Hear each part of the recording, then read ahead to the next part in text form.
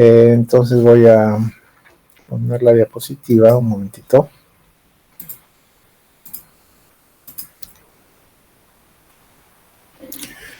Aquí nos quedamos la semana pasada. Estábamos viendo el análisis.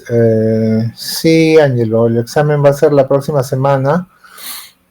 Si no hay presencialidad, porque la universidad sigue cerrada por el examen de admisión, bueno, lo haremos virtual para no retrasarnos más. Lo que sucede es que yo tengo un inconveniente. El día 19 voy a estar de viaje. Entonces el 19 no vamos a poder tener clases, es el sábado siguiente. Por eso es que ya no me parece bueno posponer el examen, ¿no? Entonces la próxima semana lo haremos en la fecha. En la siguiente semana no tenemos clase porque voy a estar fuera. Y luego programaremos una recuperación de esa sesión que les voy a estar debiendo. Pero lo que haremos en el examen va a ser un examen como se hacía en la época de la pandemia, es decir, va a ser un examen. Yo les voy a enviar las preguntas, ahí sí todos tienen que estar en el Classroom, incluidos. O sea, a veces por aquí, por ejemplo, ahora alguien ha entrado con un correo que no es de la universidad, ¿no? Pero van a necesitar todos usar su correo de la universidad o su acceso a la universidad para entrar al Classroom y de ahí descargar el examen y luego de dar el examen subir las respuestas. Entonces, sí les voy a pedir para los que no lo tienen, que seguramente no son ustedes, pero tal vez hay alguien más que no está aquí, que habiliten para que puedan seguir la dinámica como todos los demás. Bueno, pero ya, eso será la próxima semana. Entonces, para el examen hay que leer las lecturas. Creo que las diapositivas ya las tienen todas. Lo demás es lo que hemos hecho en clase. Y eso va a ser todo, nada más. No sé si alguien tendrá alguna pregunta. En todo caso, me la pueden hacer también tal vez al final de la clase de ahora. Bien, esto, entonces, lo que está en la proyección, que es sobre el Estado Social y el Estado de Derecho, ya lo vimos. Vamos a pasar a la siguiente diapositiva entonces, que está referida a la incorporación de normas de contenido económico en la Constitución.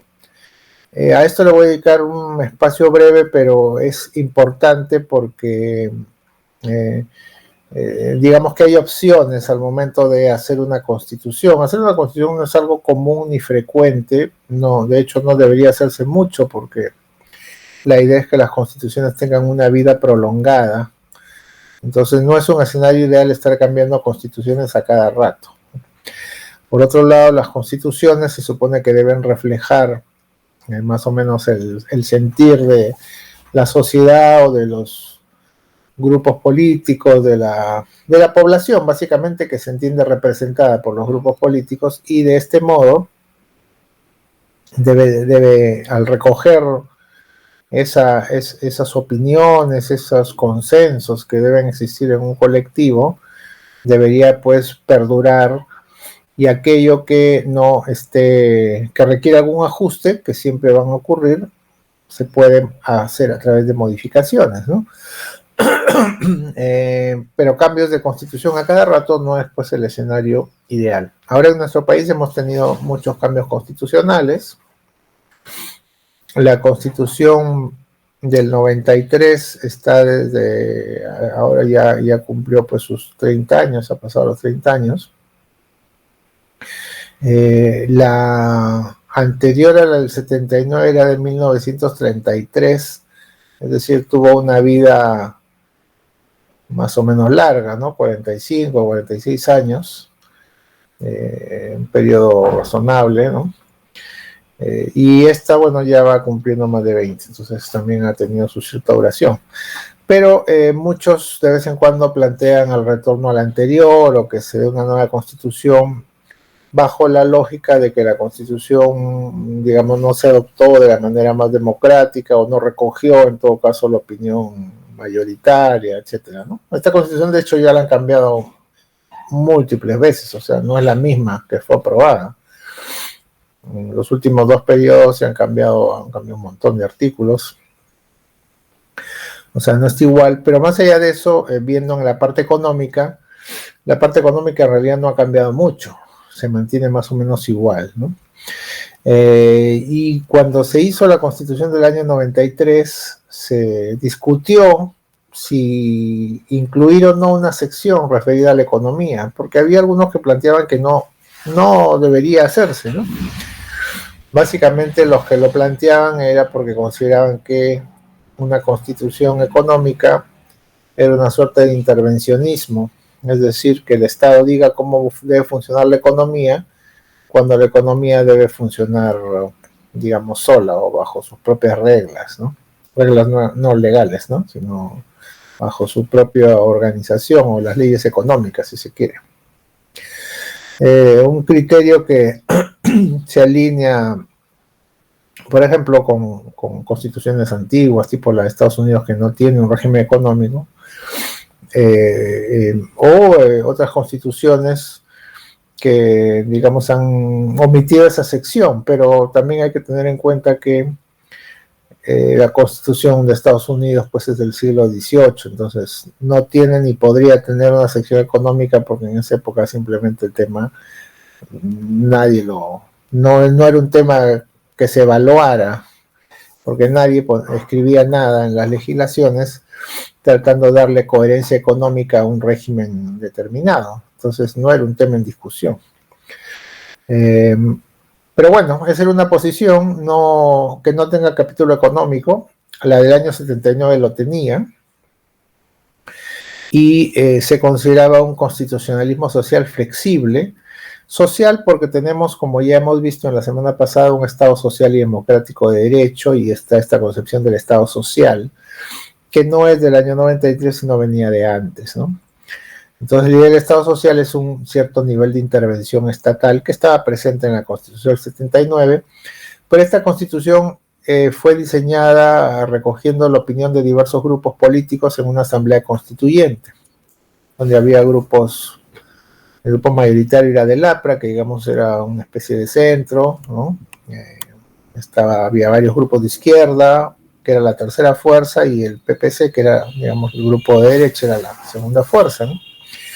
Entonces recogió, digamos, varios puntos de vista de distintos sectores y se le conoce o califica como flexible por el hecho de que era una constitución en la que más o menos podían gobernar regímenes políticos distintos. Entonces con ella gobernó, por ejemplo, Belaúnde, que era un hombre, digamos, más de centro derecha, ¿no? Que vivía en el mercado. Por ejemplo, luego vino Alan García, que más bien era bastante heterodoxo, por decirlo de alguna manera, ¿no?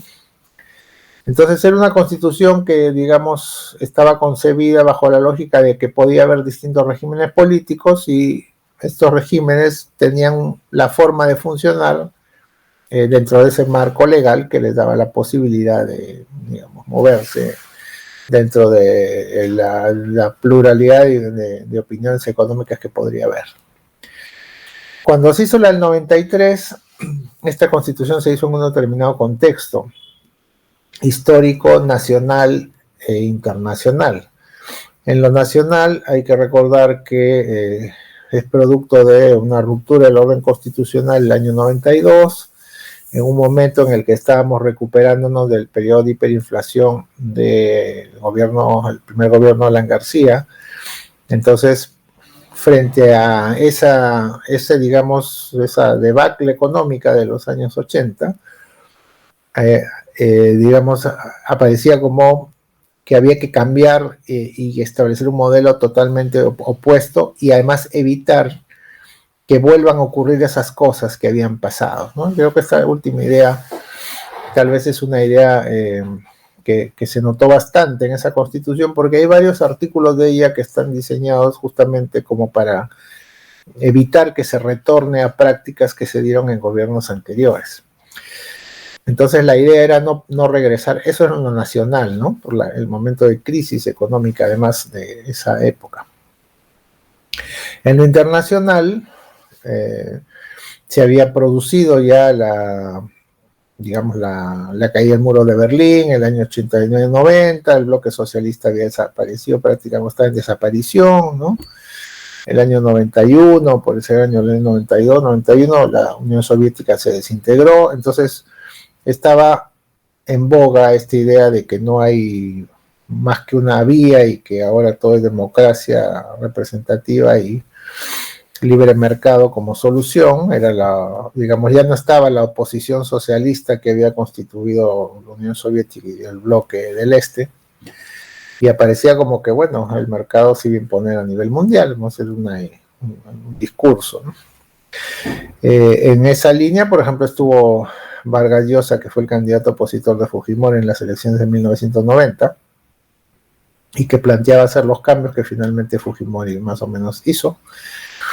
También es la línea del llamado consenso de Washington de los años 90, que no planteaba una receta para el Perú, sino en general para América Latina, una serie de propuestas para América Latina, que en el Perú se acogieron además, ¿no? Entonces, esta constitución se hace en ese momento, ¿no? En ese momento en el que, digamos, aparentemente las ideas con mayor participación del Estado del constitucionalismo anterior estaban en retroceso, y más bien la idea de un Estado reducido y el funcionamiento de un mercado sin intervención eran las predominantes. Y así se desarrolla ese modelo económico planteado en la Constitución del año 93. Se le llama cerrado, ¿no? Porque a diferencia del anterior, que estaba hecha para que los gobiernos pudieran más o menos optar o, digamos, implementar sus políticas en diferentes escenarios, en este caso la idea es que el Estado no intervenga y que el mercado, digamos, pueda funcionar, y al Estado entonces se le restringe la intervención en todo lo posible, en grandes, digamos, en gran medida respecto al régimen anterior. Más allá de calificar los resultados posteriores, que en fin es un producto de otro tipo de evaluación, entonces es una opción, ¿no? Ir hacia un modelo que te plantea una única salida, ¿no? Un único tipo de manejo económico. Ahora, sin embargo, hay que mencionar algo importante porque hasta hoy es vigente, y es que si bien los constituyentes del año 92-93 plantearon este modelo, este tipo de economía en la Constitución, se enfrentaron a un problema, ¿no? El problema es que indicaron que el Perú tenía una economía social de mercado. Entonces no pusieron economía de mercado, sino economía social. Y además también indicaron, como hemos visto antes, que el Estado era una república social. Entonces la palabra social que está en la Constitución, república social, economía social de mercado, de por sí conduce a un determinado conjunto de ideas o de principios, ¿no? Porque la economía social de mercado no se inventó en el Perú, ciertamente, ¿no?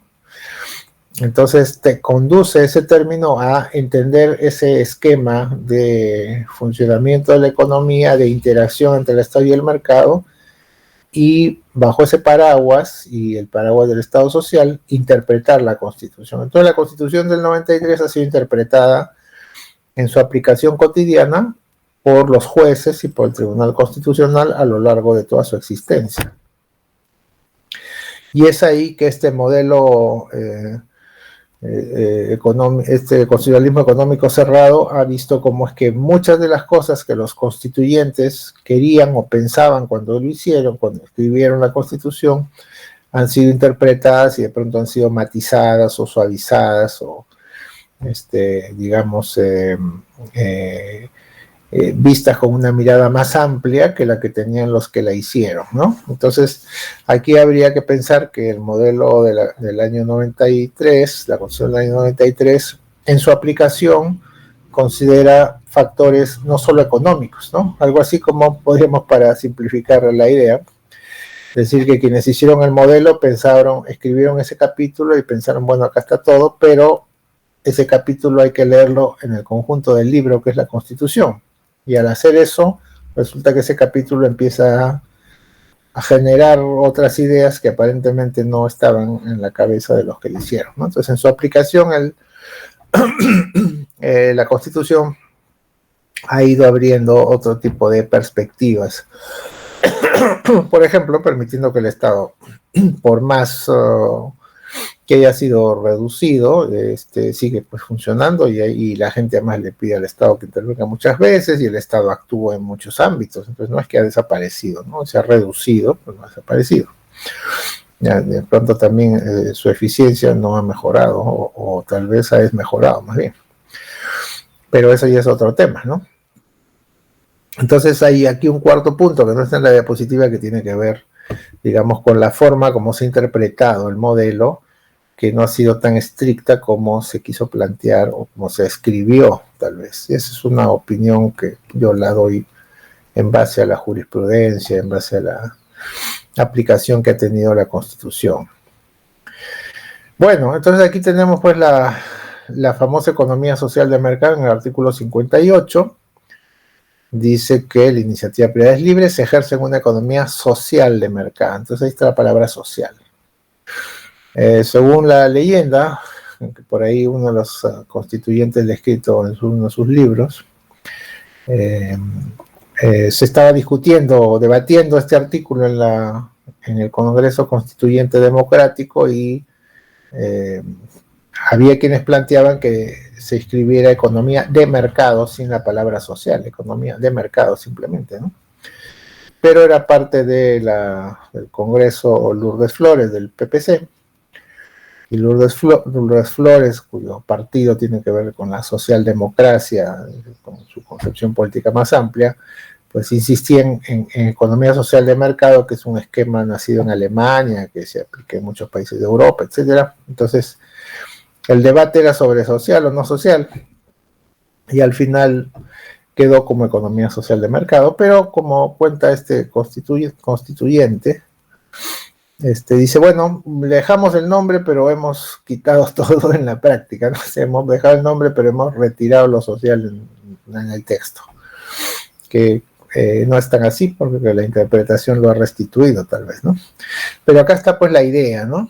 Digamos el término economía social de mercado, que como les digo es el paraguas de interpretación. Por eso es que yo empezaba explicando todo al hablar del Estado social, porque cuando interprete el Tribunal Constitucional y los jueces para aplicar la Constitución, dice somos un Estado social, hay una economía social de mercado, y sobre en base a ese paraguas entra a analizar los casos concretos. Entonces no es inocuo el término remite a una determinada forma de estructurar la economía, ¿no?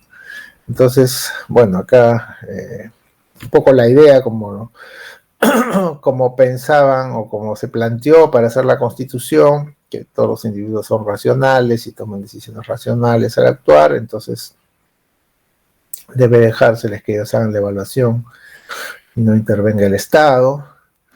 Los contratos no deben causar perjuicios ni beneficios a terceros, o sea, eliminar el concepto de externalidades, ¿no? Debe haber información perfecta.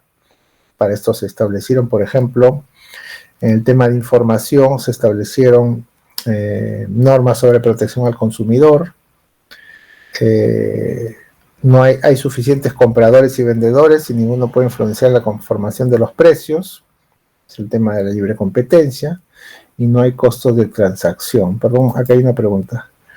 ¿No había ningún cambio en ese artículo? Sí, no, ese artículo está igual. ¿Te refieres al artículo de la economía social de mercado, Joseph?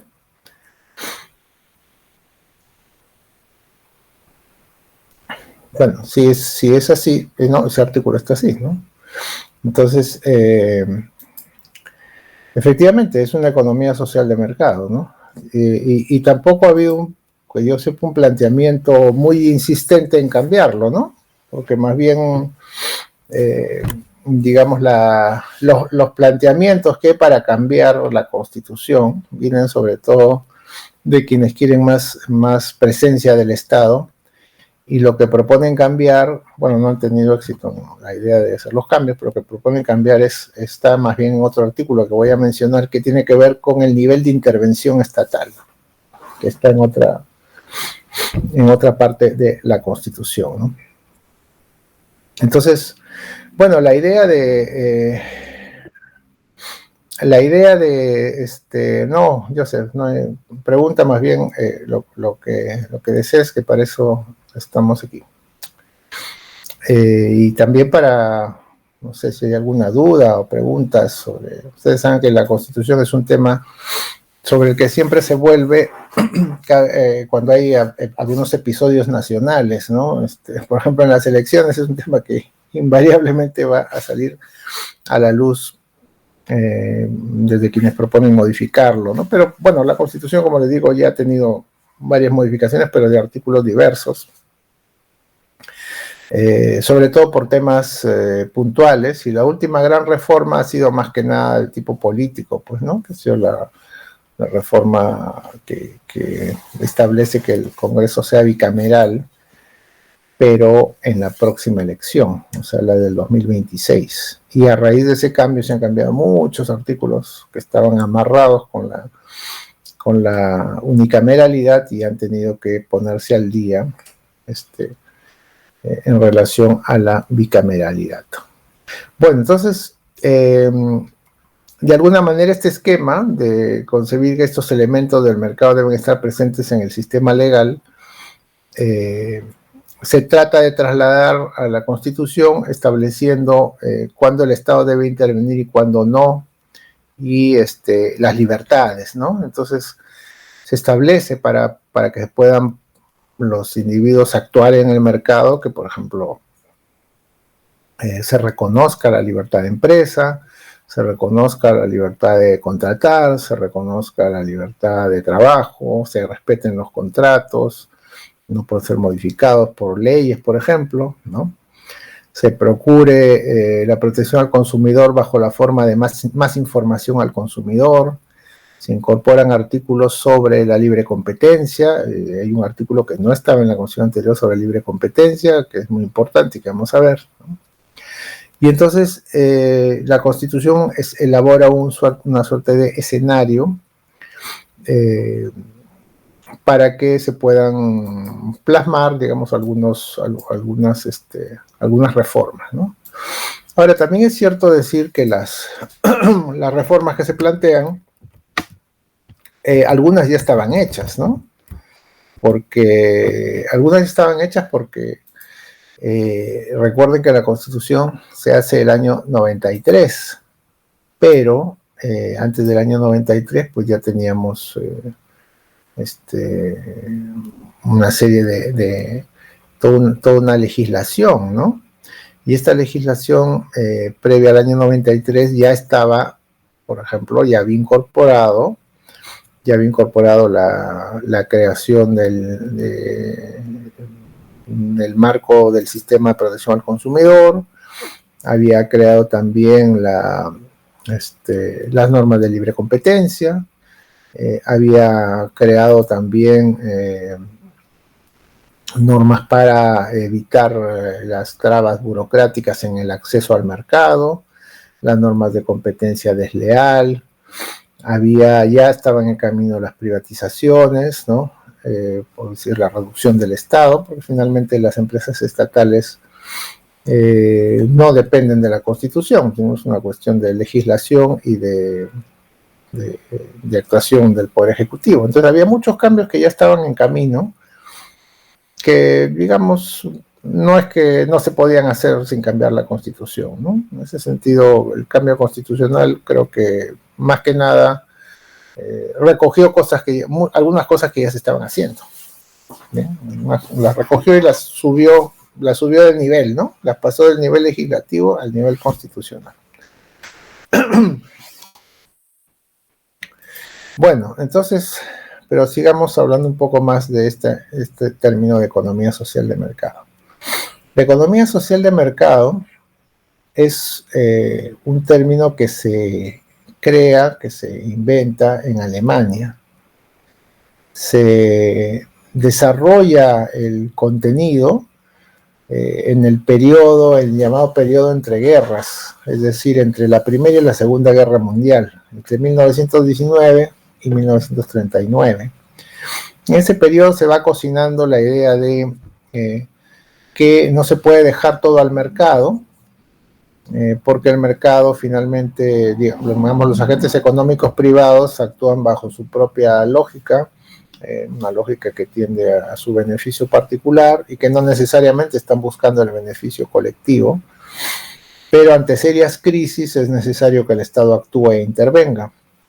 Por ejemplo, plantean que es necesario mantener la estabilidad de la moneda, ¿no? Entonces, un cierto nivel de intervención del Estado, y además plantean la idea de que el bienestar debe ser algo colectivo más que individual, es decir, que se debe alcanzar un bienestar para el grupo, ¿no? Entonces, estas ideas se van armando, tomando forma, son materia de discusión en ese periodo. Luego viene la Segunda Guerra Mundial, que como ustedes saben dejó a Alemania destruida, porque Alemania es derrotada y además sufrió severísimos bombardeos, terminó dividida en dos, ¿no? La Alemania Democrática Oriental, que estuvo ocupada por la Unión Soviética, y la República Federal de Alemania, que es la occidental, que era la occidental, mucho después ya se han reunificado, ya a fines de los 80, ¿no? Entonces, después de la Segunda Guerra Mundial, para la reconstrucción de Alemania, se empieza a pensar en un modelo de actuación del Estado, considerando pues que el mercado no va a reconstruir todo, pero además que se estaban recibiendo capitales y había que invertirlos y había que generar empleo, y se crea este régimen de intervención parcial del Estado, pero dejando que la propiedad privada y las fuerzas del mercado también funcionen adecuadamente, ¿no? Bajo un paraguas, de alguna manera, bajo una cierta filosofía, o sea, no es simplemente dejar que el mercado funcione solo o que el Estado haga todo, sino una filosofía en la cual implica que el Estado debe tener un cierto nivel de intervención buscando el bienestar colectivo, y el mercado es una suerte de medio para alcanzarlo, ¿no? Pero el mercado no está a cargo de generar el bienestar colectivo, sino más bien el Estado es el que tiene esa misión, y el mercado debe ser una especie de instrumento para ello, una especie de herramienta, ¿no? Entonces, no es la idea de que el Estado se ausente, ¿no? O de que el Estado no tenga ninguna intervención. Más bien debe ser el que está buscando esos fines comunes, ¿no? Entonces plantea que el mercado tiene algunas limitaciones, porque no le corresponde buscar una sociedad más justa, no satisface todas las necesidades de la sociedad. Ciertamente el mercado no va a desarrollar donde tal vez se requiere una inversión del Estado, porque a un particular no le, digamos, no es un negocio rentable, un particular no tendría por qué hacerlo. Entonces ahí el Estado es el que tiene que intervenir. Es tarea del Estado velar por el buen funcionamiento del mercado e intervenir donde se afecten intereses sociales legítimos. Por ejemplo, el tema del velar por el buen funcionamiento implica pues un entorno de legislación sobre libre competencia, ¿no?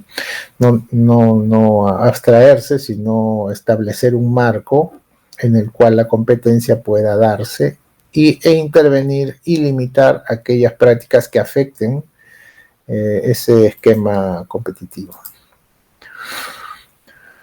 ¿Qué cosa es la economía social de mercado según el Tribunal Constitucional? Aquí una cita del año 2003, que todavía está vigente, es una interpretación válida, ¿no? Dice que es un tipo de organización económica regulada por un régimen jurídico de descentralización e independencia frente al Estado. Entonces aquí es el tema de las libertades, ¿no? Las libertades para actuar en el mercado, etcétera. ¿No? Vamos a ver luego que la idea también tiene que ver mucho con el desarrollo de la persona, ¿no? Destinado a asegurar la existencia de una pluralidad de agentes económicos en lo relativo a la libre iniciativa para participar en la actividad económica y a la libre competencia para ofertar y demandar la provisión y suministro de bienes y servicios al público en general. Entonces aquí hay dos elementos claros, ¿no? Por un lado está el tema de la independencia, el tema de las libertades, ¿no? Debe haber una pluralidad de agentes económicos, la libre competencia, ¿no? Libre iniciativa, libre competencia, pero hay que ofertar y demandar la provisión en suministro de bienes y servicios al público en general. O sea, también está el elemento de las necesidades de la colectividad. Entonces, esto todavía lo desarrolla con más detalle el tribunal, porque en esos años se emitió varias resoluciones al respecto, pero el tema aquí es que no hay, digamos, una mirada ni solamente colectiva ni solamente individual, sino una mezcla de esos dos elementos, ¿no? Lo social y el mercado, ¿no? Los dos elementos coincidentes. Entonces, cuando el tribunal se refiere al bienestar social, el planteamiento es este, ¿no? El Estado es el que debe asegurar o garantizar el bienestar social. Para ello debe haber un mínimo de bienestar compartido. O sea, todos debemos tener un mínimo de acceso a servicios, un mínimo de acceso a ciertos bienes valiosos, ¿no? Y ese mínimo, si no lo garantiza el mercado, pues entonces el Estado tiene que intervenir. Si el mercado no alcanza a proveerlo, el Estado tiene que intervenir, ¿no? Bajo la lógica además de que el mercado, por ejemplo, no va a llegar a ciertos lugares donde no le es rentable intervenir, entonces el Estado puede hacerse cargo de eso, ¿no? Además generar infraestructura, en fin, para, por ejemplo, las redes de electrificación, hay que hacer inversiones que una empresa privada pues serían demasiado costosas para una poca rentabilidad, entonces el Estado tiene que poner el dinero para extender las vías, para electrificar, para hacer puertos, para hacer, en fin, lugares donde se dé el desarrollo. Pero, y esa es, digamos, parte de la intervención del Estado, es mirando, digamos, a una finalidad colectiva. Lo segundo es un mercado libre, pero la idea del mercado libre no significa que el mercado funcione sin reglas. ¿No? Primero, tampoco significa que el Estado va a decir cómo funciona el mercado en el sentido de qué cosas deben hacer los agentes económicos. La idea es que los agentes económicos actúen a su criterio, pero el mercado tiene cierto nivel de regulación en el sentido que, por ejemplo, están prohibidas ciertas prácticas que afecten la competencia. Entonces, está prohibida las prácticas colusorias, o sea, con precios, por ejemplo. Está prohibida la competencia desleal. Está, digamos, sancionada los actos que afectan a los consumidores. Además, hay ciertas áreas que están reguladas, algunos servicios públicos, por ejemplo. También, fuera de la llamada propiamente regulación económica, denominada regulación económica, está toda la normatividad relacionada a distintos aspectos administrativos para las actividades económicas, por ejemplo, los temas ambientales, las normativas ambientales. Si hablamos de pesquería, las normas sobre salir a pescar, permisos de pesca, especies que se pueden pescar, dimensiones de los peces, en fin, áreas en las que se puede pescar y áreas en las que no se puede pescar. Si hablamos de minería, igual se requieren concesiones, requisitos laborales para los trabajadores mineros y su seguridad, reportes de contaminación del agua, del aire, del suelo, limpieza o remediación de los daños causados por la explotación, en fin, hay toda una serie de normas que generan un marco en el cual se hace la actividad privada. Entonces el mercado libre no implica, digamos, ausencia del Estado, sino una suerte de entorno legal para que el mercado funcione, digamos, bajo ciertas pautas, ¿no? Ahora, obviamente la regulación del mercado no debe ser arbitraria ni irracional, ¿no? Es decir, yo les he hablado de, por ejemplo, normas ambientales, de temas de pesca, de minería, pero eso no quiere decir que se cree pues cualquier cosa para ponerla ahí como, digamos, una forma de controlar algo en el mercado, en esos mercados, sino que tiene que haber una lógica, una racionalidad y una justificación. Si no es así, podría estarse chocando con estos elementos de la economía social de mercado, ¿no?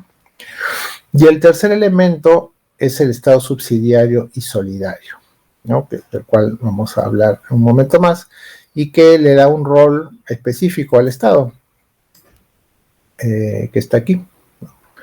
La subsidiariedad y la solidaridad. ¿Qué significa la subsidiariedad? El Estado no debe intervenir donde los individuos puedan actuar por su propio esfuerzo e iniciativa. Debe garantizar la libertad como condición para el pleno desarrollo de la personalidad y para el ejercicio de la creatividad humana. Este es el concepto más general de subsidiariedad. Esto está tomado de Gaspar Ariño Ortiz, que es un administrativista español, que ha escrito el libro que vemos ahí. Entonces, ¿a qué se refiere? Primero, aquí estamos hablando del desarrollo de las personas, ¿no?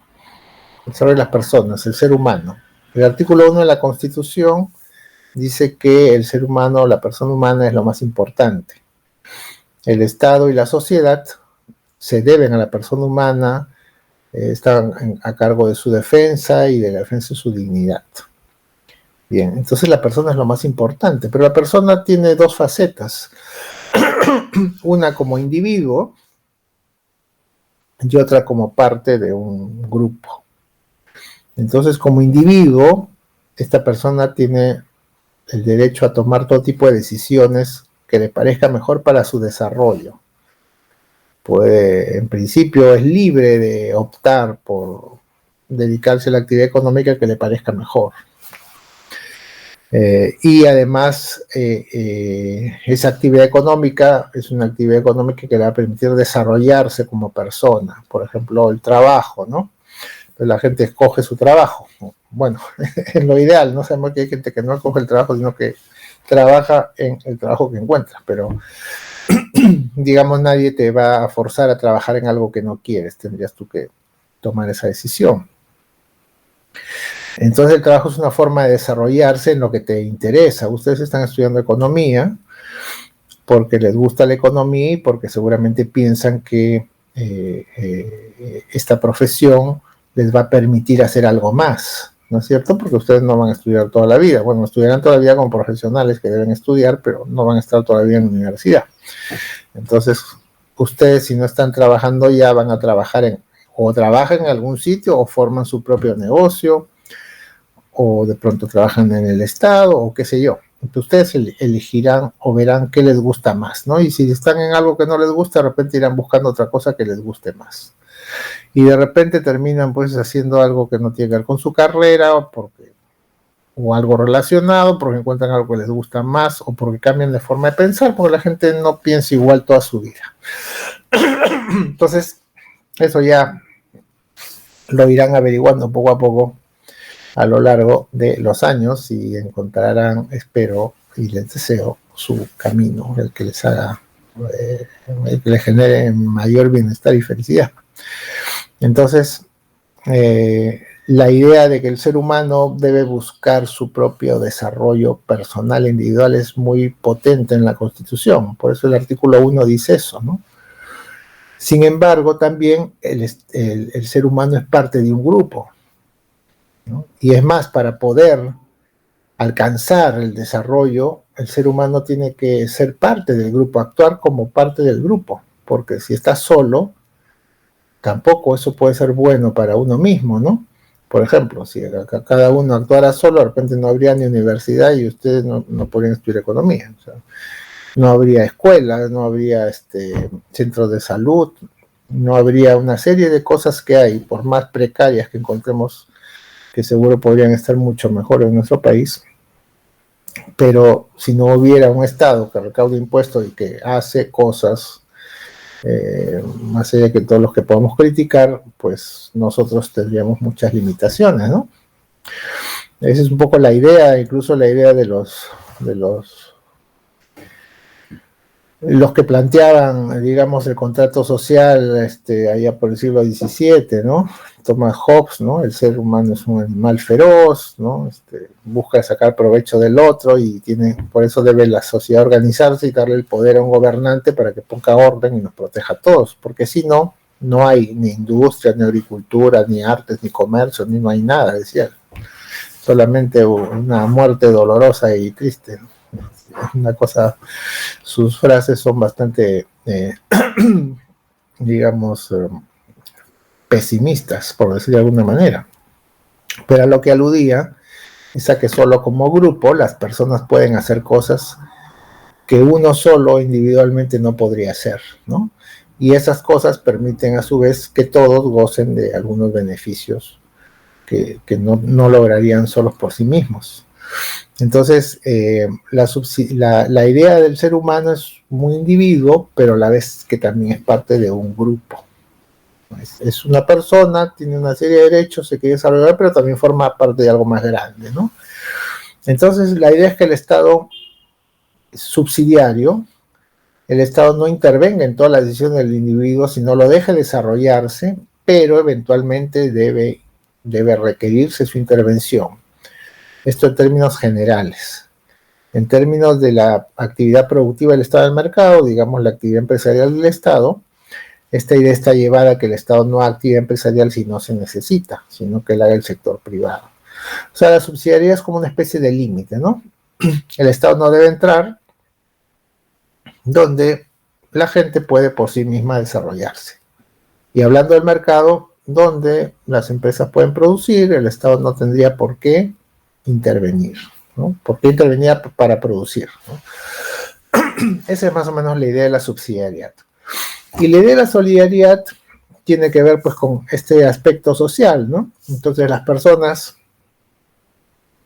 no todas están en la misma situación. Cada uno de nosotros ha nacido en una situación diferente, algunos habrán una situación mejor, otra peor, hay otros que no están aquí entre nosotros que habrán nacido en situaciones mucho mejores o mucho peores, ¿no? Y eso les puede facilitar mucho la vida a los que están muy bien o han nacido en mejores situaciones, o les puede hacer la vida mucho más difícil a los que nacieron en peores situaciones. Entonces, la idea pues es que no pensar en que cada cual vea cómo se las arregla, ¿no? Sino que el Estado debe tratar de que haya un cierto mínimo para todos, ¿no? Esta es la parte de la solidaridad, la creación de condiciones para que los miembros de una sociedad puedan desarrollarse y lograr sus aspiraciones. Entonces no se trata de que, no sé, los adultos mayores que estén desempleados estén sin ningún tipo de auxilio. No se trata de que los que no tengan trabajo no tengan atención médica, ¿no? O que no haya colegios en alguna zona del país y entonces la gente no puede educarse. No, la idea es que se trate de que haya un mínimo general aceptable, ¿no? Y esa es la parte de solidaridad que, por ejemplo, fundamenta que haya programas sociales. Más allá de que se pueda discutir cuáles son, cuánto se gasta en ellos, si realmente alcanzan los objetivos o no. Hacer programas sociales se basa justo en esta idea, ¿no? En la idea de solidaridad. No puedes desentenderte de la gente, ¿no? Que como les digo, estas ideas pues son ideas que vienen de, acuérdense lo que les decía, ¿no? La economía social del mercado se desarrolla después de la Primera Guerra y se aplica después de la Segunda. Entonces estás hablando de estados destruidos que se tienen que reconstruir. No están pensando en que cada uno haga su casa por su cuenta, sino en hacer cosas para todos, porque todos están medio destruidos, ¿no? Entonces, esas ideas, por supuesto que más desarrolladas, plantean qué tipo de intervención es la que el Estado debe tener, ¿no? O sea, cuáles son sus límites, más bien, porque todas estas cosas se aplican en situaciones más bien concretas. Bueno, ¿hasta ahí alguna pregunta o algún comentario tal vez? O déjenme por acá sus preguntas en el chat, también puede ser. Me escriben si quieren en el chat y yo luego también voy contestando, o voy comentando, ¿no? Bueno, entonces la economía social de mercado plantea que el Estado debe tener ciertas funciones. Primero, esto también es del Tribunal Constitucional, ¿no? Digamos, así lo ha razonado, un poquito resumido. El Tribunal Constitucional, sobre todo bueno, los tribunales, haciendo una pequeña digresión para poner en contexto, los tribunales constitucionales que interpretar la Constitución 93 están integrados por personas que son distintas, ¿no? Es decir, no siempre han sido los mismos. Entonces, a lo largo de los años también pueden cambiar su criterio los miembros del tribunal y establecer parámetros distintos. Eso es posible y eso ocurre y no está mal porque las cosas cambian y entonces si la realidad cambia, el derecho no tendría por qué quedarse paralizado, ¿no? Entonces, pero estos temas, por ejemplo, a los que me estoy refiriendo, son temas que han sido analizados ya hace 20 años, ¿no? Y han establecido ciertas pautas que en general son aceptadas y con más o menos reconocidas como las guías, por ejemplo, para hacer la legislación, por ejemplo, para argumentar respecto a los derechos fundamentales de las personas en acciones de amparo o acciones de inconstitucionalidad, por ejemplo, ¿no? Es decir, son formas de interpretar que más o menos han establecido una especie de contexto sobre cómo debe entenderse la economía según la Constitución. Ojo que la Constitución no dice cómo dirigir la economía del país, ¿no? No hay recetas para el ministro de Economía. Simplemente te dice algunas pautas sobre lo que se piensa que se debería hacer o se debería proteger o se debería respetar. Ya cómo se hace, ya eso no está en la Constitución. Y no te lo van a decir los miembros de los tribunales constitucionales. Entonces, cuando se establecen estos puntos, lo que se está haciendo es más o menos indicar cuáles son las funciones del Estado en economía, ¿no? Es decir, este Estado solidario y subsidiario en una economía social de mercado, ¿qué cosas debe hacer? ¿O cuáles son sus funciones en lo económico, ¿no? Entonces aquí tenemos un resumen, porque obviamente estas sentencias son larguísimas, entonces yo he sacado extractos. Entonces, por ejemplo, uno de ellos es reconocer y efectivizar un conjunto de garantías destinadas a asegurar el goce de las libertades económicas, los derechos laborales y el derecho a la propiedad de los agentes económicos. Entonces tenemos libertades económicas. Es uno de los puntos importantes, ¿no? Garantías para libertades económicas y derechos laborales, un tema que la legislación debe garantizar. Ojo, vean cómo aquí ya está esa tensión entre lo individual y lo colectivo, ¿no? Porque uno podría decir, bueno, pero acá está hablando de libertades, está bien, pero cuando tú dices derechos laborales, ahí ya hay un conflicto, porque tú le das un derecho al trabajador y a la vez le pones una restricción al empleador. O sea, todo derecho que le das al trabajador implica que el empleador va a tener que cumplirlo. O sea, le estás poniendo una carga, si se quiere, ¿no? Bien justificado o no, pero ahí está. Entonces, alguien que diga libertades absolutas diría pues que no haya derechos laborales, porque el Estado no tiene por qué meterse en mi relación con los trabajadores, ¿no? Pero la Constitución no plantea libertades absolutas. La Constitución plantea libertades dentro de un cierto marco. Y ese marco implica que los trabajadores tienen cierto nivel de protección, que ya la legislación va a ir definiendo. De esta manera, entonces, cuando hablamos de derechos laborales, ya ahí encontramos esa tensión entre lo individual y las obligaciones de las empresas hacia los trabajadores, que tienen que ver con la protección de ese grupo de personas, ¿no? Entonces, pues, bajo la protección del grupo, para proteger ese grupo de personas, a las empresas les ponen ciertos parámetros, los derechos laborales. El derecho de propiedad también es otro ejemplo.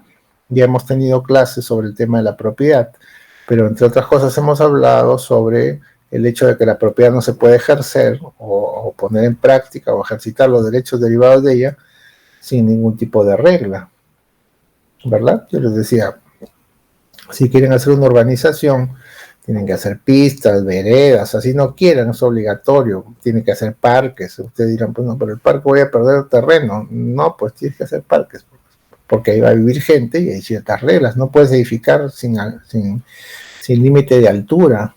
Hay requisitos. Las habitaciones, el tamaño de las viviendas tienen un tamaño mínimo. Hay una serie de reglas. Por más que haya libertades, entonces, no son libertades absolutas, pero el Estado sí debe garantizar ciertas cosas a las personas, a las organizaciones empresariales, a los trabajadores, ¿no? Esos son esos mínimos que el Estado tiene que darles. Luego hay que defender el interés de los consumidores y usuarios como consecuencia de las relaciones asimétricas con el poder fáctico de empresas proveedoras. Otra vez, tú dices, hay que proteger a los consumidores. Bueno, entonces cuando tú dices hay que proteger a los consumidores, entonces tendrás que dar normas favorables al consumidor. Y ahí los proveedores, que son las empresas, podrían decir, oye, ¿por qué te metes en mi estado, mantente afuera, ¿no? Este es el mercado, acá yo soy libre y el consumidor también es libre y nosotros nos entendemos, tú no te metas. El mercado es libre, no entres Estado. Pero el Estado ahí te va a decir, momento, yo sí tengo que entrar. Porque aunque el mercado sea libre, la Constitución dice que hay que proteger el interés de los consumidores. Entonces yo no lo puedo dejar solo. Bien. Entonces, si en una economía alguien piense que el mercado no debe tener ninguna regla, te podría decir, bueno, que el Estado, que no haya protección al consumidor, simplemente.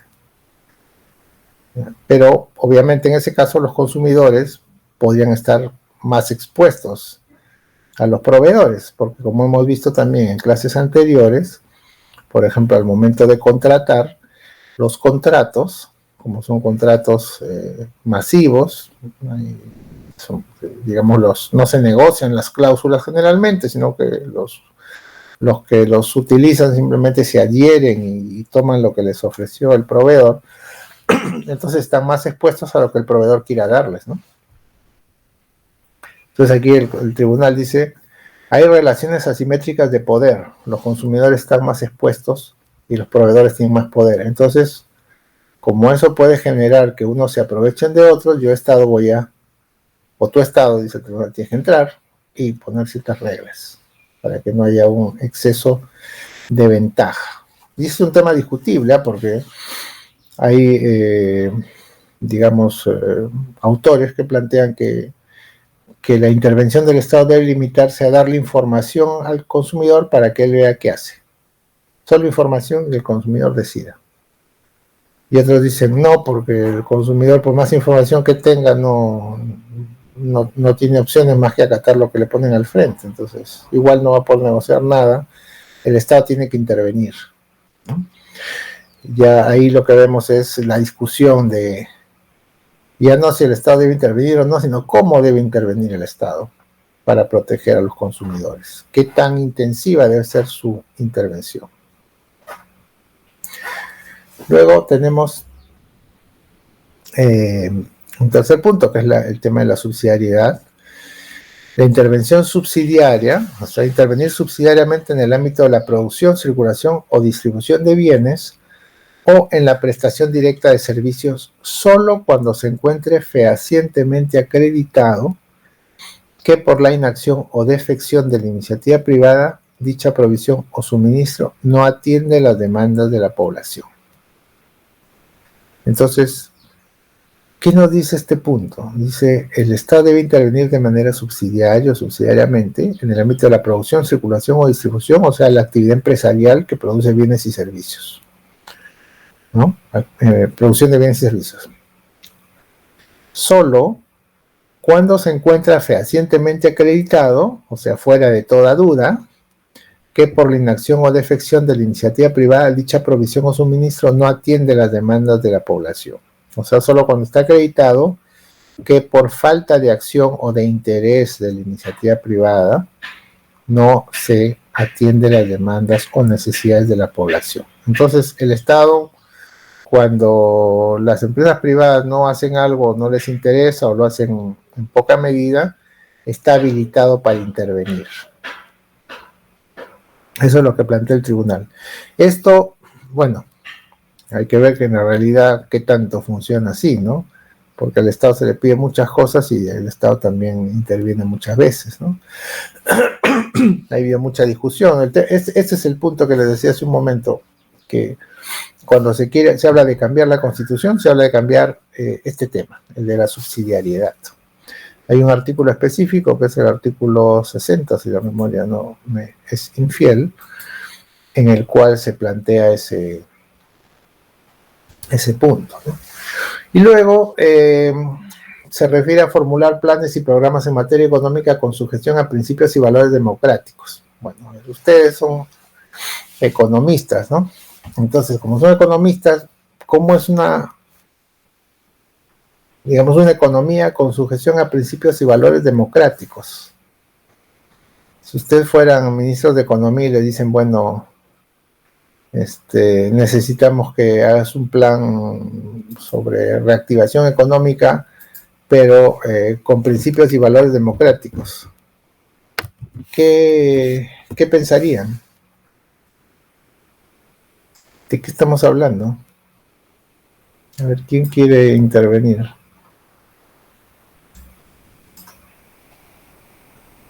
¿Alguna opinión?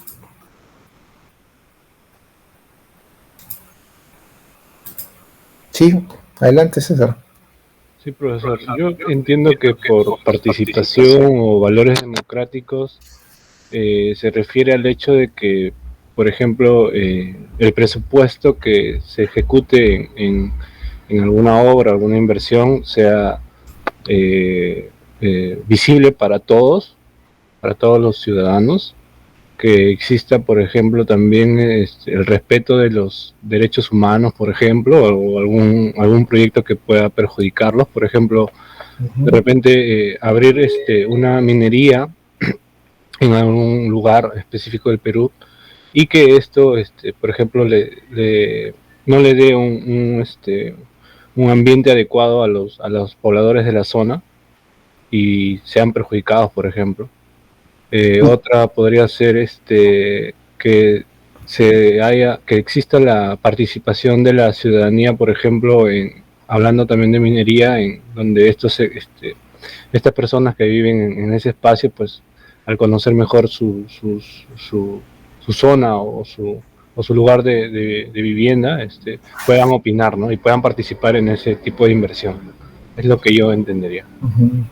Sí, más o menos es eso. Lo que se buscaría es que la gente de la región, la gente que va a estar relacionada o va a ser afectada o va a ser beneficiada, tenga algún tipo de injerencia o de conocimiento, de participación en la elaboración de las normas, ¿no?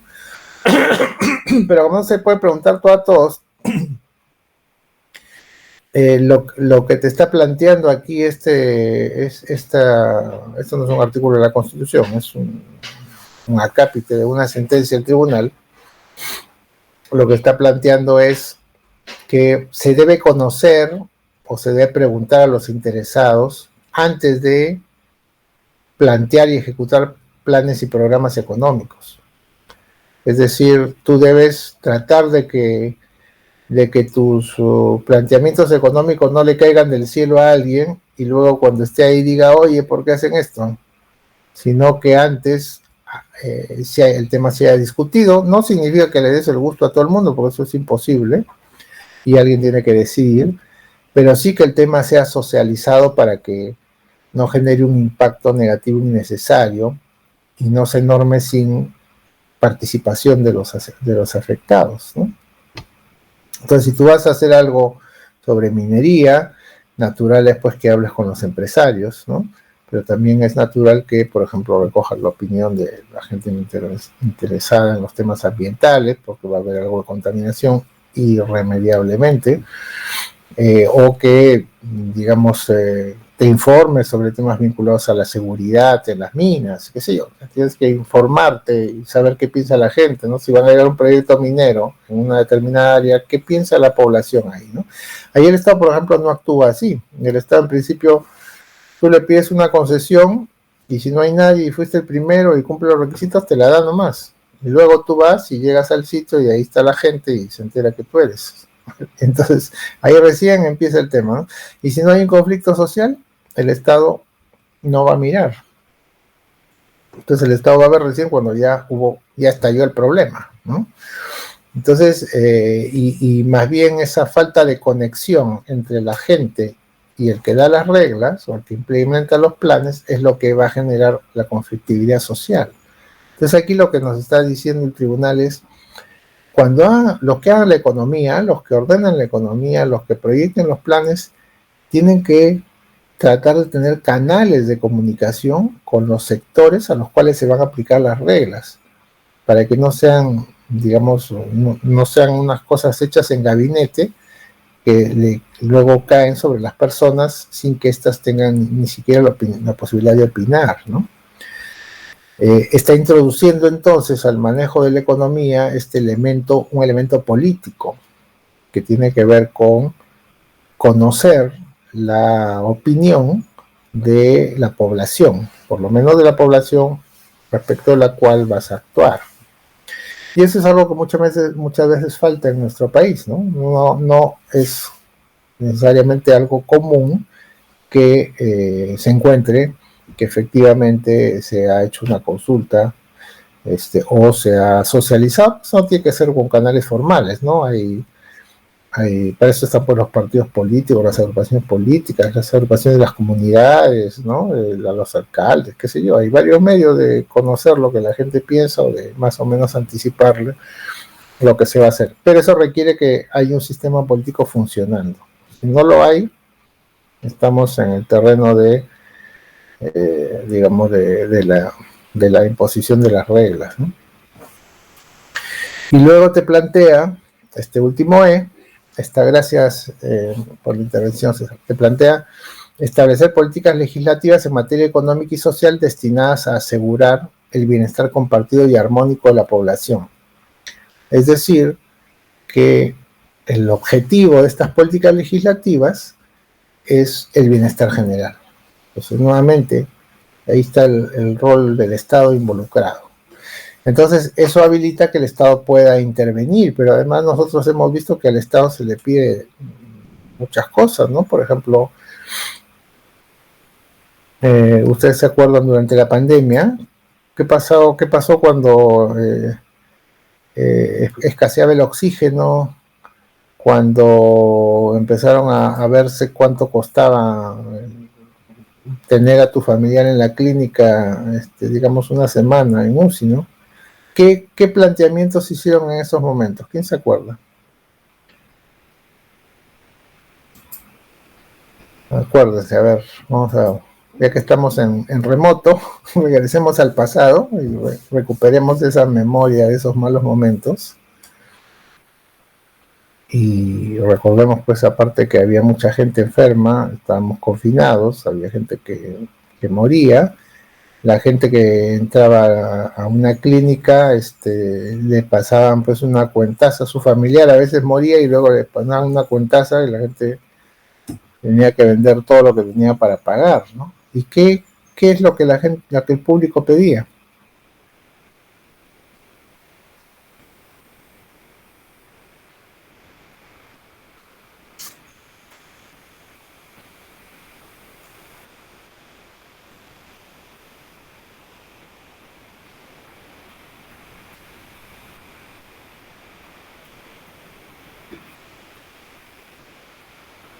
Uh-huh. Sí, hubo eso, efectivamente. ¿Alguna otra? ¿Algo que alguien más se acuerde? Ya decían, primero, en la clínica cobran lo que se les ocurre, ¿no? Porque como hay libertad de precios, pueden poner el precio que quieran, ¿no? Inclusive el Estado, entonces empezaron a decir, pues, los servicios de las clínicas, ¿por qué no los controla el Estado mejor? Para que, digamos, puedan atender a más gente, etcétera, ¿no?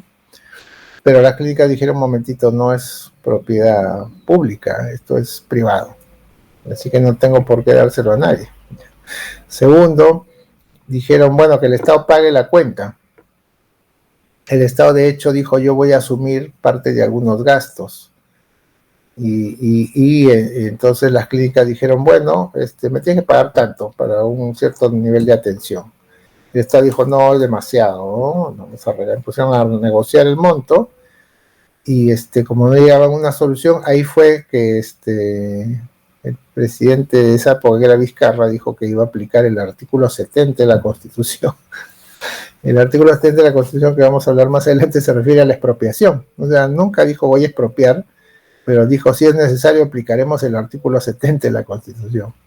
Entonces eso le puso los pelos de punta a todo el mundo, porque las clínicas dijeron, pero ¿qué cosa va a hacer, no? ¿Qué pretende hacer? Porque también expropiar las clínicas es algo inviable, ¿no? Es inviable en el corto plazo, requieres una ley.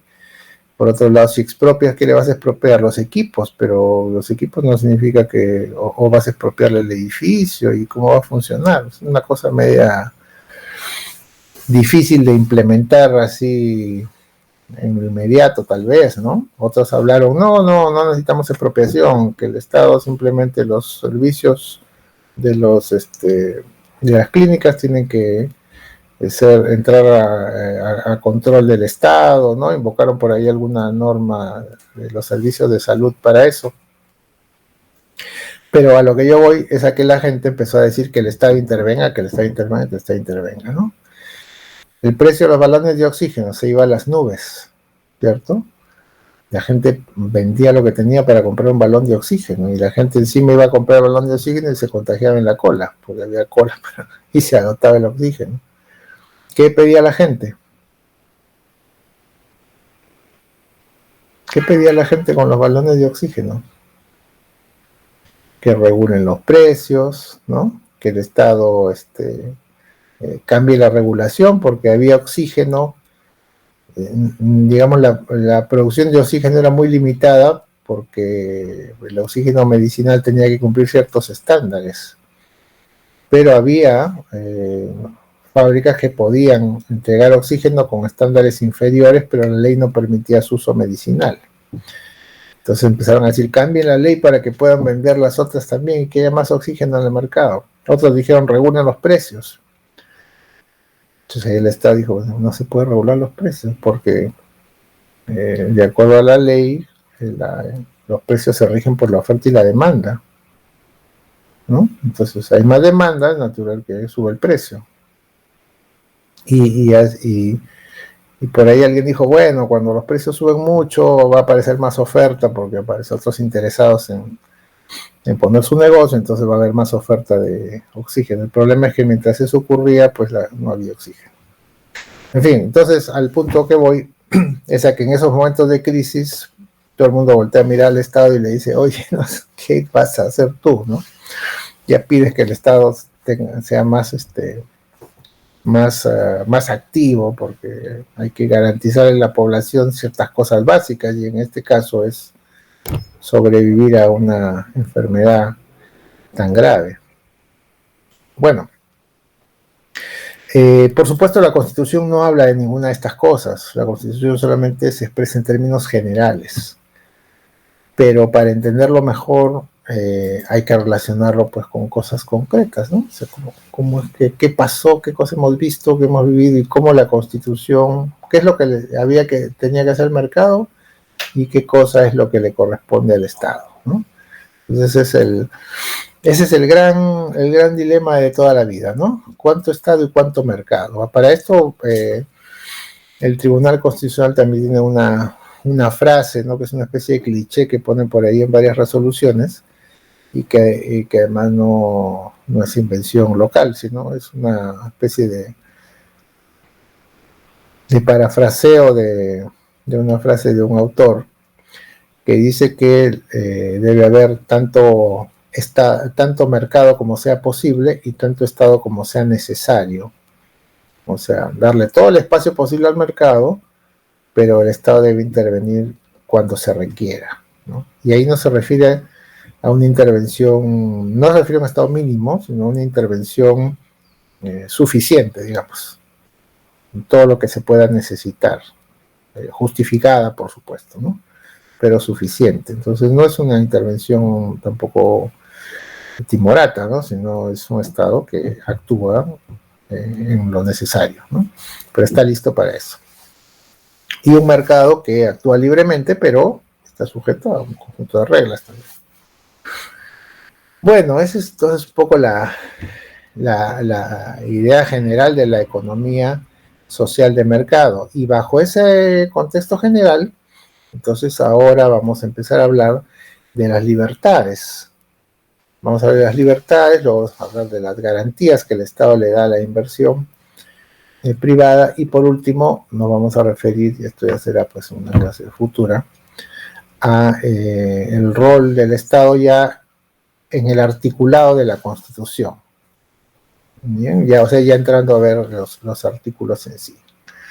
Entonces, bueno, aquí tenemos en esta diapositiva que ustedes están viendo los artículos donde se mencionan distintos aspectos, distintos ámbitos, lo referido a la libertad o libertades para la realización de las actividades económicas, y la primera es la libre iniciativa privada, que está en el artículo 58 y que se entiende, esto nuevamente es Tribunal Constitucional, como el derecho de toda persona a desarrollar con autonomía plena la actividad económica de su preferencia, afectando o destinando bienes de cualquier tipo a la producción y al intercambio económico con la finalidad de obtener un beneficio o ganancia material.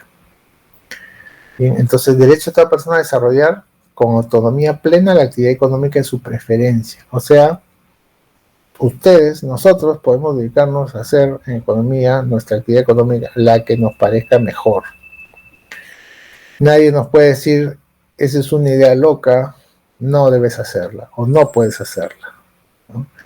Sin embargo, por supuesto que hay límites, porque pues puede ser que mi idea implique hacer algo que afecte ciertas normas regulatorias, ¿no? Entonces, por más libre iniciativa que tenga, no me puedo poner pues a hacer determinadas actividades eludiendo o incumpliendo las reglas. Más bien, haré mi actividad, la que quiero, pero dentro de las reglas. Sacaré mis permisos, sacaré mis licencias, ¿no? Me adecuaré al cumplimiento de esas normas. Luego está la libertad de empresa, que se refiere a la organización de una unidad de producción de bienes o servicios. Empresa es entendido como la unidad productiva.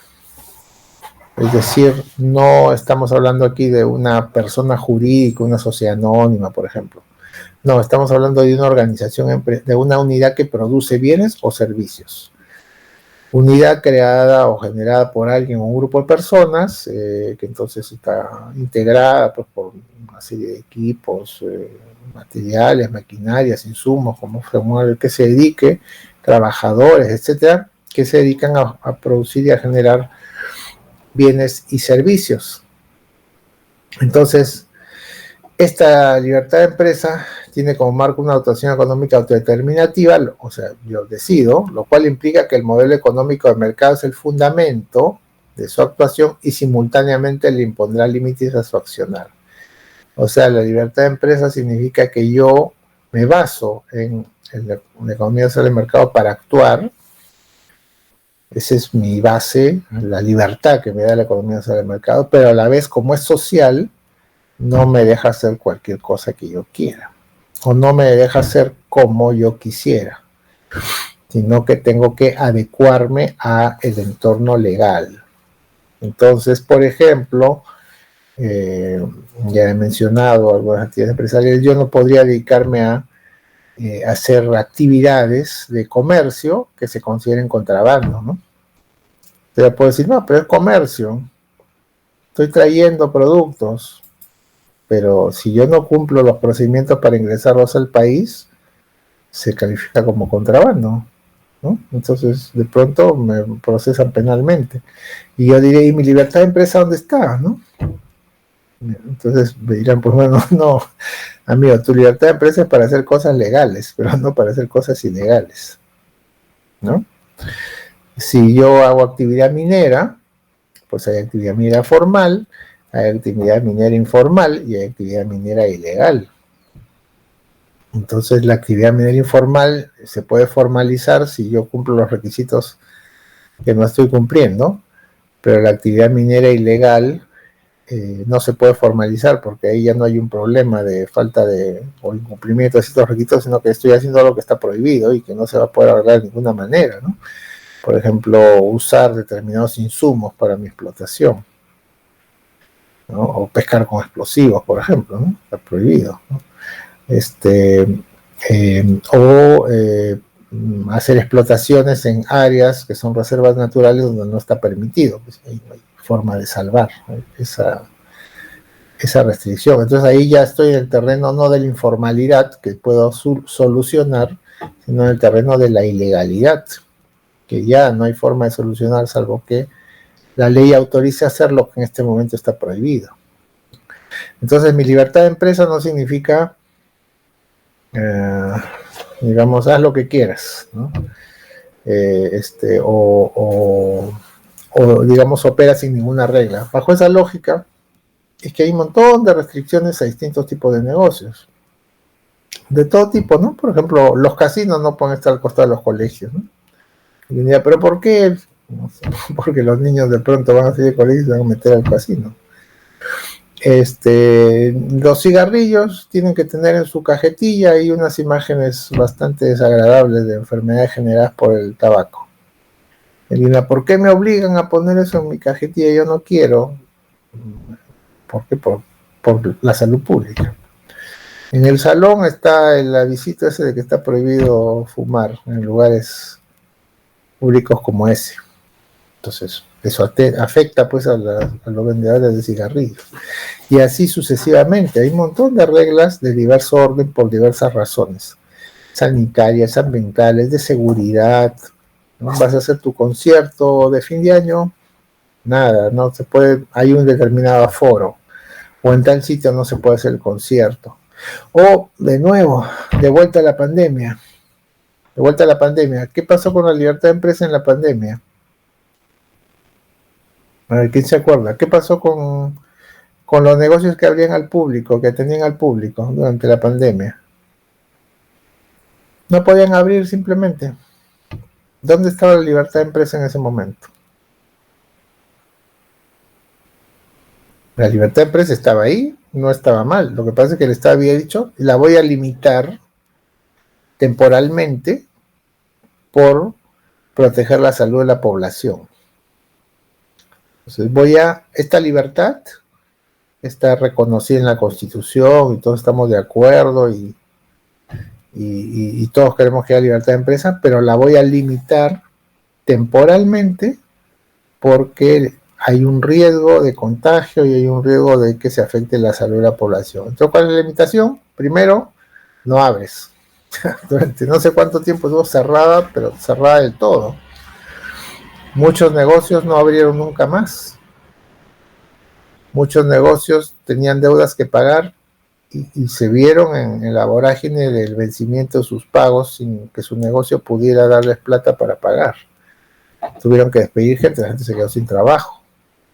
Un montón de consecuencias, y eso en los más formales, ¿no? En el terreno informal no había quien venderle porque la gente no salía a la calle, y cuando empezaron a salir todo el mundo se contagiaba, ¿no? Entonces, el Estado dijo, sí, hay libertad de empresa, pero yo la voy a limitar. Y luego, poco a poco, fue liberando, ¿no? Ya, este negocio ya puede abrir, este tipo de actividad ya puede abrir, poco a poco se fueron liberando para que de nuevo empiecen a funcionar. Entonces, libertad de empresa, sí, pero irrestricta, no. Ahora, claro, alguien me podrá decir, de repente cerraron más tiempo, no debió ser así, está bien. Y esa es otra discusión. ¿Cómo debieron hacerla? ¿Cómo se debió manejar mejor ese periodo? Porque yo creo, hay mucha gente que tal vez al principio no había un plan claro, después ya se ordenó más. Eso se puede discutir, pero lo que no se puede discutir es que el Estado en ese periodo tenía que poner una serie de reglas para que, digamos, no se extendiera más de lo que se extendió la crisis generada por la pandemia. Bueno, entonces la libertad de empresa está así planteada. La Constitución se refiere también a otras libertades, la de comercio y la industria, pero en realidad, a mi modo de ver, están todas incluidas en la libertad de empresa, porque al final la actividad comercial o industrial la llevas a cabo a través de una empresa, ¿no? Es decir, a través de una organización que genera bienes o servicios. Aquí la libertad de comercio es intermediación, mediar entre la oferta y la demanda, intermediar. Bien, y la industria es transformar, ¿no? Es una actividad cuyo objeto es la realización de un conjunto de operaciones para la obtención y o transformación de productos. Pero ambas actividades tú las realizas a través de organizaciones empresariales. Estos términos vienen de la Constitución anterior. El concepto de libertad de empresa es un concepto más amplio, es comprensivo de muchas actividades, ¿no? Antiguamente, yo estoy hablando de antiguamente de siglos atrás, no había este concepto de libertad de empresa, ni de empresa. El concepto de empresa es un concepto del siglo XX y más desarrollado, inclusive podemos decir ya pues hacia los años 30, 40 en adelante, ¿no? Y en la legislación en los 50, 60. Antes de eso no se hablaba de empresas propiamente en el sentido que lo entendemos hoy.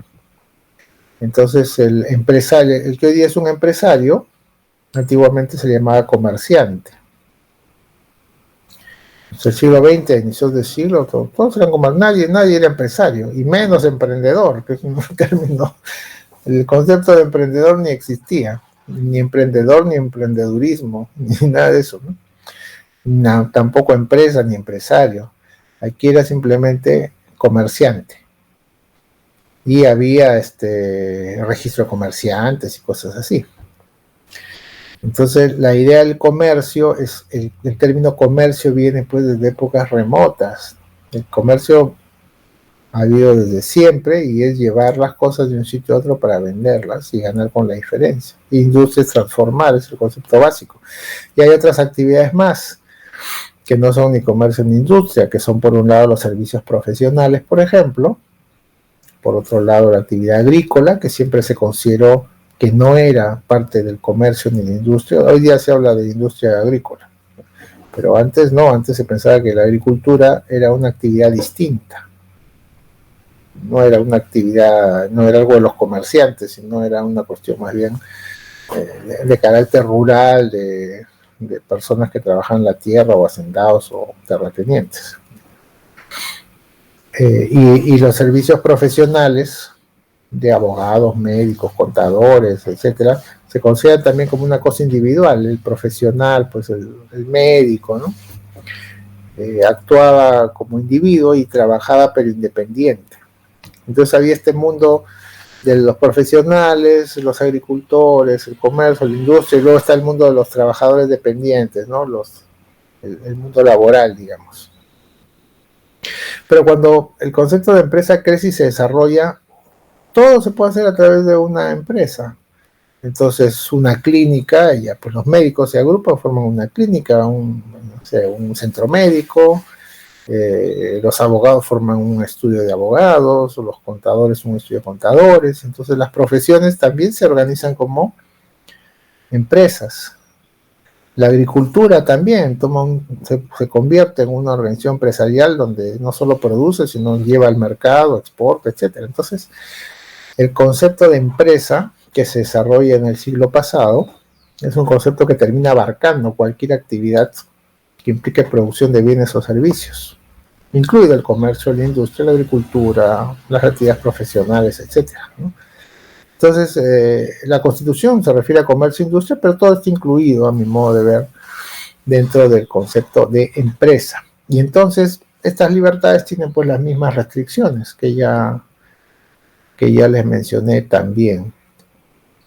Es importante, bueno, es importante y interesante, o al menos a mí me lo parece, me disculpan de pronto, no es un sentir común, pero es interesante irse un poquito hacia atrás en las cosas y ver cómo aparecen. A veces nos permite entender mejor su realidad actual o sus relaciones, ¿no? Entonces es por eso que a veces yo me voy un poquito a la historia para poder entender mejor lo que tenemos hoy. Bueno, y entonces ahora, luego de libertad de empresa, de comercio y de industria, tenemos la libertad de trabajo. Y esta libertad de trabajo se refiere a un deber y un derecho que es el de trabajar. Entonces, como dice la Constitución, el trabajo es un deber y un derecho. Toda persona tiene derecho a trabajar libremente. Esa es otra forma de actuar en el mundo económico, ¿no? Puede actuar en el mundo económico como, ya no como un empresario libre, ya no en el comercio, en la industria, en el servicio profesional, sino como trabajador dependiente. Y también me puedo desarrollar de esa manera. Entonces, esta inserción, digamos, en el mundo de la economía a través del trabajo es también importante para el desarrollo de la persona, porque las personas, se supone, y espero así, ustedes están estudiando economía, han escogido esta carrera por alguna razón, les gusta, les interesaría trabajar en temas económicos o relacionados, y esta carrera para ustedes es una forma importante de insertarse en el mundo de la economía, pero si van a trabajar, entonces están hablando de un trabajo dependiente, ¿no? Un trabajo dependiente del Estado, del sector privado, en fin. Entonces, todos tenemos derecho a trabajar. Eso no significa que todos vamos a tener el trabajo que quisiéramos, ni que todos vamos a tener trabajo. Bueno, todos vamos a tener trabajo de una u otra manera, pero no necesariamente vamos a encontrarlo de inmediato, ni encontrar lo que queremos, ni vamos a estar en las condiciones que nos gustaría, ¿no? Entonces, tampoco significa que el Estado nos va a dar empleo. ¿Bien? El Estado no nos va a dar empleo, no tiene tampoco por qué hacerlo, ni tiene cómo. Lo que tiene que hacer el Estado es generar condiciones para que haya empleo y podamos acceder a él. Esa es una tarea bastante difícil, ¿no? Suena fácil pero finalmente el Estado no está en las capacidades pues, de darle empleo a todo el mundo. Y también si lo hiciese, pues sería un monstruo de empleador, ¿no? Entonces, la Constitución lo que establece es finalmente que debe haber condiciones y que debe promover el empleo. O sea, tratar de que el sector privado lo genere, ¿no? Para que las personas tengan acceso a él y que traigan un trabajo digno, dice también la Constitución. Entonces, un cierto nivel con ciertas características. Entonces, el trabajo, por ejemplo, el llamado subempleo, no necesariamente es un trabajo digno porque puede estar en condiciones que afecten la salud de la persona, mal remunerado, sin vacaciones, corriendo riesgos de seguridad, con horarios excesivos, etcétera. Puede haber un conjunto de reglas en las cuales la persona consigue un trabajo, pero no es el trabajo, no trabaja en las condiciones adecuadas. Entonces el Estado tiene que contribuir a que ese tipo de trabajo se dé y fiscalizar que se cumplan las leyes también. O sea, difícil en un país con tanta informalidad. Pero aquí el trabajo en la Constitución es visto como una forma de desarrollo de la persona, entonces, medio de realización de la persona. Nos desarrollamos trabajando, o sea, haciendo la actividad que nos gusta. Tampoco significa, bueno, dice que es un deber y un derecho, ¿no? Yo estoy hablando del derecho, pero ¿por qué es un deber? ¿Por qué trabajar es un deber? Bueno, esta es la mirada pues de la economía social de mercado y la mirada del ser humano en relación al grupo también, ¿no? Es un derecho individual, pero a la vez es un deber hacia el colectivo. Porque si yo no trabajo, por una parte no participo en la producción, no genero nada para el grupo y por otra parte de pronto me vuelvo dependiente del grupo, me va a tener que asistir. O sea, en lugar de acompañar y de ayudar al crecimiento colectivo del grupo, a su mejora, estoy de pronto en una situación de generarle más bien de convertirme en una suerte de dependiente del grupo. Entonces mi deber también es contribuir con el grupo, contribuir con todos, ¿no? Por eso dice aquí, es la base, es base del bienestar social, ahí está la parte colectiva, y un medio de realización de la persona, la parte individual. Esos dos elementos los vamos a ver en toda la Constitución en distintos ámbitos. Entonces hemos visto libertad de empresa, de comercio, de industria, de trabajo. ¿Alguna pregunta hasta ahí? ¿Preguntas, dudas? Ya, entonces, bueno, y vemos aquí los límites de la libertad de empresa. Entonces, ya de esto hablé un poquito, ¿no? Decía yo hace un momento. Por ejemplo, les hablaba de la salud. Ya me acordaba de la pandemia, pues no, cuando cerraron todo por temas de salud. Seguridad, por ejemplo, les mencionaba también los conciertos. No puedes superar el aforo, por ejemplo. Tiene que haber ciertas reglas de seguridad para que se pueda realizar un espectáculo público, para que no se produzcan desastres como los que han ocurrido en diversos lugares del mundo, ¿no? Y también que no atente contra la moral. Y aquí se plantea un problema, porque ¿qué cosa es la moral? Es todo un tema, primero es un tema de discusión más que de tipo filosófico, cómo lo aplicas a la realidad, ¿no? ¿De qué moral estamos hablando? ¿Por qué la libertad, por qué la empresa podría afectar a la moral? ¿En qué? ¿Cómo? Entonces, no hay ahí una idea muy clara de afectación a la moral, porque además lo que se considera moral varía de época a época. O sea, lo que hoy día me parece que no atenta contra la moral. O sea, si ustedes van a la playa en el verano y ven a la gente en ropa de baño, a usted no le va a parecer nada contra la moral, pero si se van a 100 años atrás y alguien sale así a la calle con esa ropa de baño, pues termina en la cárcel, ¿no? Porque en otras épocas eso era pues indecente, impúdico ponerse ese tipo de ropa de baño. Ustedes habrán visto en la foto que las ropas de baño eran pues por debajo de la rodilla, tanto de hombres como de mujeres, ¿no? Entonces lo que es moral ya ha cambiado, ¿no?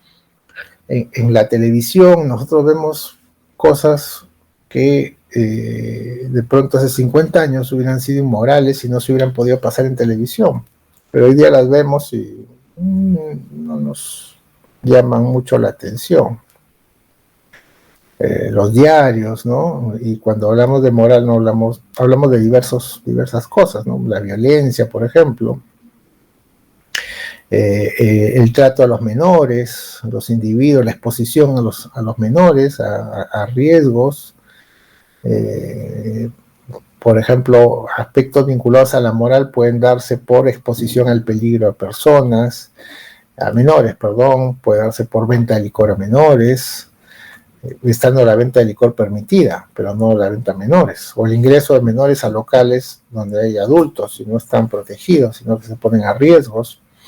Entonces, este concepto de moral se puede aplicar en muchos ámbitos, pero con mucho cuidado, porque no se trata de tener una especie de delimitar bajo criterios muy simples cualquier tipo de actividades, ¿no?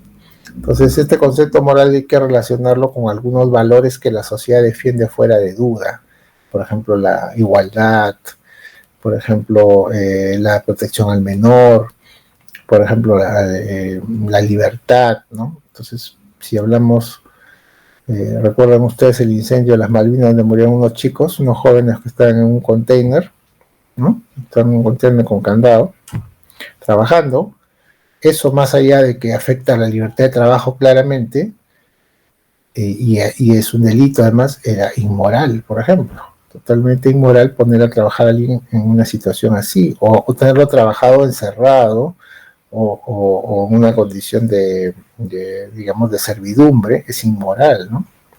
Entonces el concepto de moral es muy general, pero hay que relacionarlo con cosas concretas. Y la Constitución te pone estos 3 límites, pero podría haber otros más, porque como vemos, la actividad empresarial tiene una suerte de regulación. Bueno, bien, entonces con esto nosotros terminamos. Me falta esto de la libertad, del derecho a la salud, solamente para ponerles acá un punto más en perspectiva importante. Esto que tenemos aquí son algunos artículos sobre el derecho a la salud, y esto permite, digamos, ver una línea de evolución desde la salud hacia conceptos aparentemente no tan próximos, ¿no? Vean, por ejemplo, el artículo 1 dice: la defensa de la persona humana y el respeto de su dignidad son el fin supremo de la sociedad y del Estado. Entonces, luego esto no tiene nada que ver con la salud, ¿no? Pero sí, porque estoy hablando de defender a la persona humana y su dignidad. Entonces la salud de la persona humana es un aspecto básico, porque la salud tiene que ver con su integridad física y con su vida, ¿no? Entonces, todo el artículo 7 dice, todos tienen derecho a la protección de su salud, la del medio familiar y la de la comunidad, así como el deber de contribuir a su promoción y defensa. Todos tienen derecho a la protección de su salud, pero su salud también tiene que ver con la de su medio familiar y la de su comunidad, porque uno vive en un sitio determinado y si hay, por ejemplo, basurales y nadie recoge la basura, eso afecta a mi comunidad, afecta a mi salud también. Malos olores, riesgo de contaminación, de enfermedades, de que aparezcan, digamos, roedores, que pasen a las casas, todo eso. Entonces, de pronto la basura está en la calle y alguien puede decir, pues, ¿por qué te quejas si no está en tu casa? Porque eso es un foco infeccioso, ¿no? Luego el artículo 2, inciso 1, toda persona tiene derecho a su libre desarrollo y bienestar. Entonces, libre desarrollo, ya hemos visto desarrollo en lo económico, desarrollo a través del trabajo, a través de la actividad empresarial. Pero bienestar, ¿qué cosa es el bienestar? El bienestar es, digamos, no solamente no estar enfermo, es una sensación de estar sano, es tener una sensación de sentirse bien y no tener limitaciones tampoco por cuestiones de restricciones de salud, ¿no? Entonces no se trata solamente de no estar enfermo, es más que eso. Y por último, aquí este último artículo 2, inciso 22, lleva más lejos el tema de salud, porque lo lleva al tema ambiental e incluso al tema del descanso. Dice, toda persona tiene derecho a la paz, a la tranquilidad, al disfrute del tiempo libre y al descanso. Y todo eso tiene que ver con la salud. Tranquilidad, entonces eso abarca, por ejemplo, que no haya ruidos, hasta que no haya riesgos de seguridad, porque como puedo vivir yo tranquilo si no tengo miedo a salir porque me pueden asaltar o dañar físicamente, ¿no? Entonces eso no le conviene a mi tranquilidad, ni a mi salud mental, ¿no? Disfruta el tiempo libre y descanso, vean, hasta el tiempo libre es parte de elementos para el desarrollo de la salud de la persona.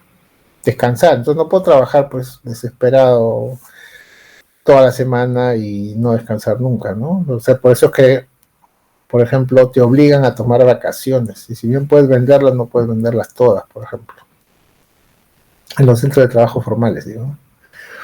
Gozar de un medio ambiente equilibrado y adecuado al desarrollo de su vida. Y a veces estos elementos chocan, ¿no? La salud o sea, hablemos de salud, trabajo y empresa, la Oroya. Salud, trabajo y empresa. Entonces la Oroya cerrado por temas ambientales y porque afecta a la salud de la gente. Pero hay mucha gente de la Oroya que quisiera que esté abierta porque no tiene trabajo ahora, que cerró. Y digamos la empresa que estaba ahí dice, bueno, a mí me obligaron a cerrar, yo quería seguir y quiero volver. Entonces, tienen por un lado que el Estado te dice, no puedes trabajar porque estás contaminando a la gente. Parte de esa gente contaminada quiere que la empresa abra, aunque la contaminen porque no tiene trabajo y antes tenía y ahora tiene problemas porque no tiene de trabajar. Pero la empresa dice, bueno, mira, ellos quieren que yo esté aquí y yo también quiero. Tú Estado eres el que no me dejas. Y el Estado dice, no, porque tú estás contaminándolos. Y los interesados dicen, no me importa, ¿no? O sea, algunos, ¿no? No todos. Entonces, hay pues una coincidencia de distintos elementos protegidos por la propia Constitución. La libertad de trabajo, la libertad de empresa, el derecho a la salud, todo está en la Constitución. ¿Cómo es que el medio ambiente, todo está en la Constitución? ¿Cómo es que el Estado es el que al final va a terminar de árbitro y va a decir, bueno, ya, entre todas estas cosas, yo favorezco esta, ¿no? ¿Por qué? Porque más importante es la salud que el trabajo, en este caso. Y el interés de la libertad de empresa está en tercer orden. Entonces, primero la salud de la gente. Bueno, la gente se quejará porque no tiene trabajo, pero al final, de alguna manera, el sistema legal obliga a ponderar estos distintos intereses y derechos que están en la Constitución y a optar, ¿no? Es decir, a establecer un cierto régimen, que en el caso planteado es pues que mientras en esa explotación no se cumpla con ciertos estándares ambientales, entonces no puede seguir operando. Bien, bueno, vamos a quedarnos aquí por hoy. La próxima semana tenemos el examen. Según lo que parece, por el tema de los exámenes de admisión, no vamos a tener clase presencial, entonces el examen será virtual, ¿de acuerdo? Para eso, como les decía al principio, por favor, a los que no están, avísenles para que se conecten a la hora normal de clase y que utilicen su correo institucional para poder entrar al Classroom y desde ahí descargar el examen, en fin, poder subirlo después. Bueno, ¿tienen alguna pregunta o alguna duda, por favor, que me puedan decir? Profesor, el examen viene las dos lecturas que dejó y hasta el tema que hemos tocado hoy día. Sí, hasta el tema que hemos tocado hoy día. Las lecturas que dejé, me parece que no sé si solo son dos. A ver, déjame ver.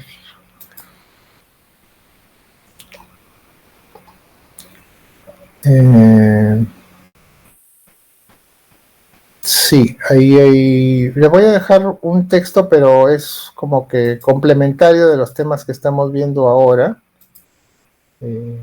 para que puedan reforzar, digamos, la parte del derecho constitucional económico. Ya lo acabo de poner en el Classroom. Ahora voy a poner el enlace.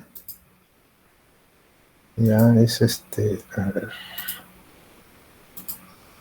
Entonces, es un libro que está libre, ofrecido por la Universidad Católica. Entonces, en este libro, que también está en la bibliografía, lo que ustedes pueden encontrar es, digamos, un acercamiento explicativo a toda la parte del derecho constitucional económico, ¿no? Entonces, aquí al principio están, digamos, diversos temas de la Constitución actual, y los derechos económicos que recién estamos empezando a tratar. Aquí hay algunos puntos que hemos visto, por ejemplo, libertad de trabajo.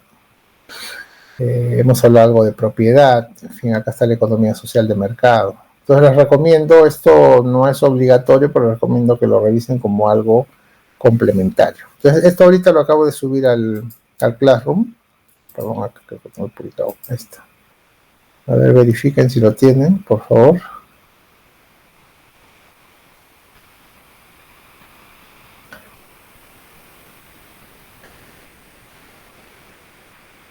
Y eso sería lo que vamos a tener en el examen. Eso más las clases, ¿no? Las diapositivas también ya están en el Classroom.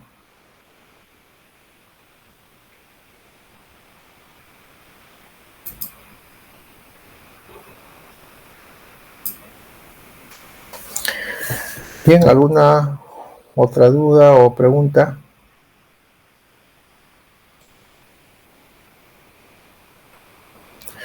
Muy bien, entonces nos vemos la próxima semana, que les vaya bien, que estén bien este fin de semana y hasta el sábado próximo.